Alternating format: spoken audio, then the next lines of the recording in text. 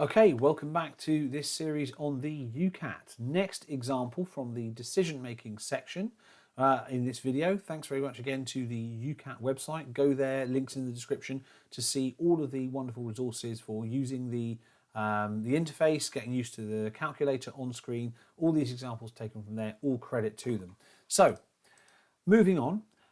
We're in the decision-making section here. We're working through these examples one at a time. We've done syllogisms, logical puzzles, and recognising assumptions. We're now on to interpreting information, and this arguably is possibly my favourite section. As a scientist, this is absolutely bread and butter stuff for me. I love this stuff, right?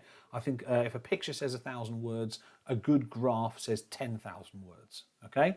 So the idea of interpreting information is to explain or present information in a way that makes it understandable. And I really, really wish our news outlets and more of public life would present data in these formats, okay? And if you're going into a clinical career, you will get an awful lot of this kind of data on new medications, on clinical interventions, on trials, all that kind of stuff, which you'll be required to interpret. So let's have a look at an example question, okay? So this one, as I say, it jumps out to me very, very quickly what the obvious one is, but let's read it through together. So, brewed coffee contains caffeine, volatile substances, and organic acids. Volatile substances lend a distinct aromatic flavour to coffee. Organic acids lend a bitter taste to coffee.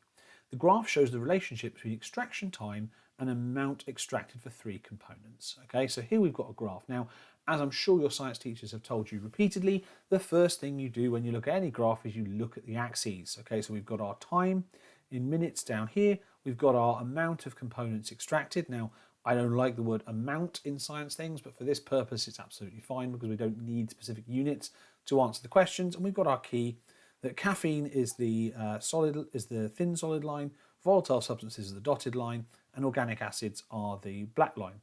So instantly, without really even looking at it, I can see most caffeine comes out between 1 and 2 minutes. Most volatile substances come out at about 4 minutes and then they drop off. And most organic acids come out at around sort of 6 to 8 minutes. Okay, so it says place a yes if the conclusion does follow, place a no if the conclusion does not follow. Okay, so coffee brew extracted at 4 minutes is the least flavourful. Okay, so 4 minutes. Let's look at what we said about flavour. Volatile substances lend a distinct aromatic flavour to coffee.